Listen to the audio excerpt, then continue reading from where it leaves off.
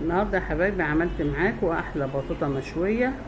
عملتها في القلايه الهوائيه بطريقه بسيطه. غسلتها وجففتها وروقتها وحطيتها في الحله الهوائيه او القلايه الهوائيه. خدت حوالي 20 دقيقه، وزي ما انتم شايفين اهي ما شاء الله زي الزبده.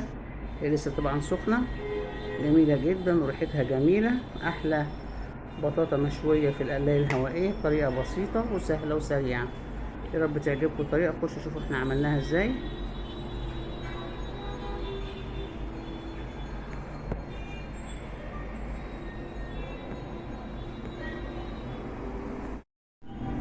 السلام عليكم، ازيكم يا حبايبي؟ عاملين ايه؟ النهارده يا حبايبي هعمل معاكم بطاطا مشويه في القلايه الهوائيه. انا جايبه بطاطا وسط اللي هي رفيعه دي، ما بتاخدش وقت. امسك بس البطاطا اروقها، لو في حاجه من فوق كده بقطعها بالسكينه. لو حجمها كبير بقطعها نصين عشان هي طويله، فبقطعها نصين زي ما انتم شايفين كده يا حبايبي.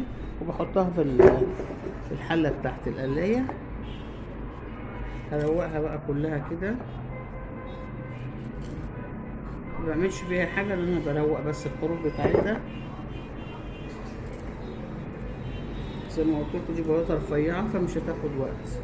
انا بعملها سواء رفيعه او تخينه، بعملها في القلايه الهوائيه على طول، بتطلع مشويه جميله جدا وما تاخدش وقت. لو ما عندكيش قلايه الهوائيه دي، ممكن تحطيها في صينيه ألمونيوم وتفرشي لها تحت منها ورق ابيض، وتحطي لها حوالي نص كوبايه ميه، وتغطيها ببقية الورق من فوق، وتحطيها فوق البوتاجاز، بتطلع في منتهى الجمال. بس انا عشان عندي القلاية بتوفر عليا الكركبة بتاعت البوتاجاز، وبعمل فيها على طول. بسيبها مرة واحدة وبروح لما تخلص بطفيها ونطلع البطة منها. زي ما انتم شايفين كده القلاية اهي، دي الحلة بتاعتها، رصهم فيها كده. دي حلة القلاية الهوائية، وهروح بقى احطها فيها واشغلها. دي يا حبايبي القلاية بعملها بقى على درجة البطاطس كده، درجة البطاطس، وبعمل اوكي. هتاخد 20 دقيقة و200 حرارة. بعد ما تستوي ان شاء الله اوريها لكم، هتطلع احلى بطاطا مشوية في القلاية الهوائية.